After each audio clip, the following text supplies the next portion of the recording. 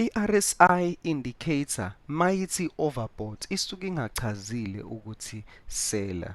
Namhlanje sizokhuluma about i-topic e-anticipated kakhulu echaze ukuthi RSI indicator. So let's get into it.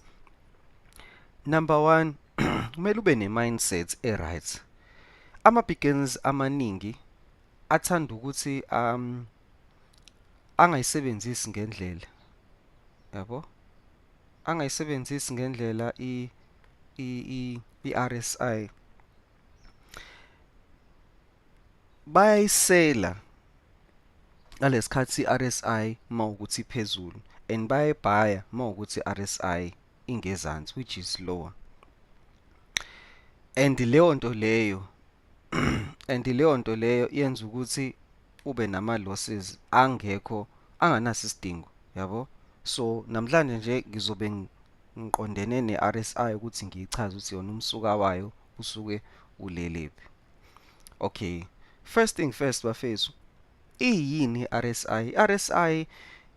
I-RSI kahle kahle ithi igama eli-abbreviate-iwe, ngamanye amazwi eli-shortenishiwe. So kahle kahle i-meaning yalo ichaza ukuthi relative strength index. So i-relative strength index isuke ichaza indlela i-market ehamba ngakhona, which is i-momentum, yabo? Itshengisa ukuthi i-price is-strong kangakanani, mover strong kangakanani. That is the main point of i-RSI, yabo? Yona nto ekufanele we-understand le ukuthi i-RSI isuke ichaza ukuthi ama-buyers nama-sellers i-strength sawo singakanani. That is the main purpose, yabo? And then mase sizala ukuthi how is ilona RSI displayed? Now obviously lokho ke it's a setting, into ecishe ibe njenge setting kanje. And i-RSI ivela kwi-charts, ngezansi kwe-charts, and ukumuva kwayo imuva from 0 to 100. And ama-key levels abalekile awu-2 kuphela. You understand? Indlela leyo evela ngakhona. And enye into ekufanele uyi-understand ukubaleka kwayo. Ama-levels ayo abalekile apherisha kawu-2. Eyokuqala is u-70, level u-70 and above kusuke kuchaza ukuthi it's overbought. Ama-prices asuke emuvile aya ngaphezulu kwa-70, shuthi ngamanye amazwi i-price isuke nje i-strong and isuke ingachazanga ukuthi ama-price kumele ehle. It means ukuthi ama-buyers iwona nkosi yami, ama-buyers are-strong ngaleso sikhathi. And then mase siba ne-level futhi esibile kuthiwa number 8 level, which is oversold. Lana kama prices is the opposite of overbought, which is asuke strong going downwards. You understand? And nakhona futhi swengachazile ukuthi ama price azonyuka, yabo? Phela kusuke kuchaza ukuthi ama sellers iwona strong kakhulu ngaleso sikhathi.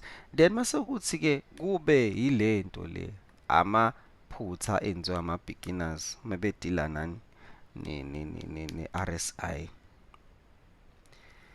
Lento yokuthi wena uvela ucabanga ukuthi usele ngalesi sikhathi i-RSI i-above 70, wrong leyo nto, akufanele uyenze, especially mawukuthi iyenza njalo. Akufanele wenze njalo. Nalokuthi ubhaye just because i-RSI i-below 30, ungayenzi leyo nto, ungayenzi. And leyo nto uyenza wena and emva kwalokho ungayinaki i-trend ye-direction ukuthi ingakephi. Leyo nto leyo is not good. Iyekeni leyo nto leyo. Indlela e-right, e-correct, which is this one, indlela e-right yoku-apply i-principle ye-RSI ukuthi kwi-uptrend, kwi-uptrend ke i-market mhlawumbe ethola ukuthi imuva kanje ithi, yabo? Kwi-uptrend le njengoba ubona inyuka ishona le, it's an uptrend.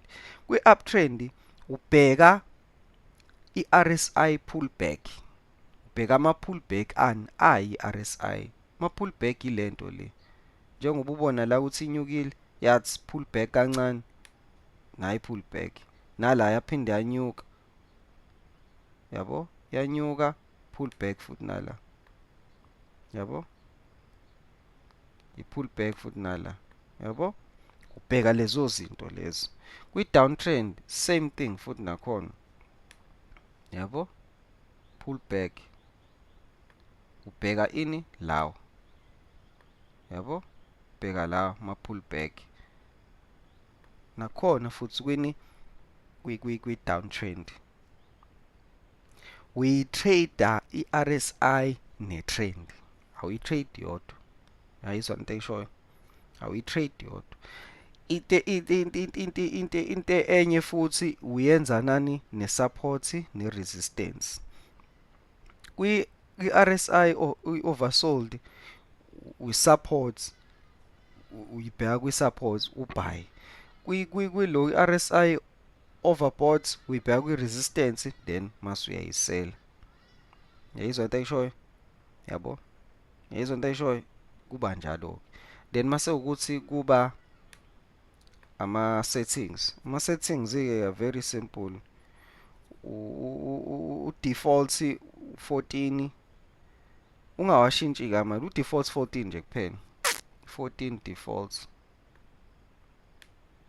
yabo, 14 defaults ungawashintshi. Then mase uthi ama-time frame ilawo engihlezi ngikhuluma ngawo, sorry about that, ilawo engihlezi ngikhuluma ngawo, which is la makhulu, u-day 1, u-hour, u-H4, then 1 hour. Wa-avoid la mancane, wa-avoid la mancane, yabo, wa-avoid. And isixwayiso futhi esinye ukuthi i-RSI ningayisebenzisi uma ukuthi kuzoba ney'ndaba or noma kune-breakout e-strong or kuma-time frames amancane. Lokho-ke lokho ayi, lokho ngihlezi ngikupreach, hlezi ngikupreach. Make sure guys ukuthi ne-understanda lento because ngichaza nje nge-theory, ngiyenza nge-theory okwamanje, ngenzela ukuthi wonke umuntu ayi-understand. Ama-practicals asazovela ama-practicals guys, asazovela. But ke thank you so much guys for subscribing, thank you for liking, sharing. Forex Team Moguls, danko.